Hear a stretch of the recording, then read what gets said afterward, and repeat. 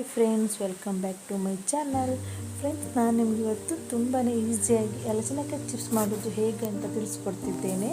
ಹಲಸಿನಕಾಯಿ chips ಮಾಡಲಿಕ್ಕೆ ಮೊದಲನೇದಾಗಿ ಹಲಸಿನಕಾಯಿ ಸೊಳೆ ಸೋಸ್ಕೋಬೇಕು.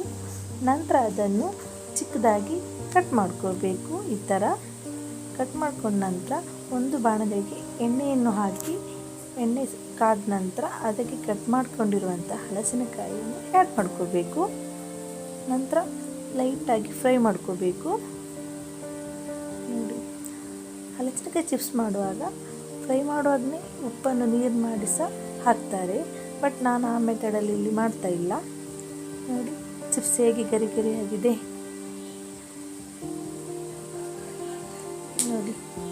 Okay, chips ಆದ ನಂತರ ಅದನ್ನು ಒಂದು ಬಾಣಲೆಗೆ ಸರ್ವ್ ಮಾಡ್ಕೋಬೇಕು. ನಂತರ ಅದಕ್ಕೆ ಉಪ್ಪನ್ನು ಆ್ಯಡ್ ಮಾಡ್ಕೋಬೇಕು, ರುಚಿಗೆ ತಕ್ಕಷ್ಟು. ಅದನ್ನು ಮಿಕ್ಸ್ ಮಾಡ್ಕೋಬೇಕು. ಹಾಗೆಯೇ ಖಾರದ ಪುಡಿಯನ್ನು ಸಹ ಆ್ಯಡ್ ಮಾಡ್ಕೋಬೇಕು.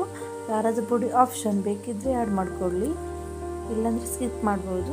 ನಂತರ ಮಿಕ್ಸ್ ಮಾಡ್ಕೋಬೇಕು. ಓಕೆ, ಹಲಸಿನಕಾಯಿ ಚಿಪ್ಸ್ ರೆಡಿ. ಈ ರೆಸಿಪಿ ನಿಮಗೆ ಇಷ್ಟವಾಗಿದ್ದರೆ ಲೈಕ್ ಮಾಡಿ, ಶೇರ್ ಮಾಡಿ, ಕಮೆಂಟ್ ಮಾಡಿ, ಸಬ್ಸ್ಕ್ರೈಬ್ ಮಾಡಿ. Thank you for watching.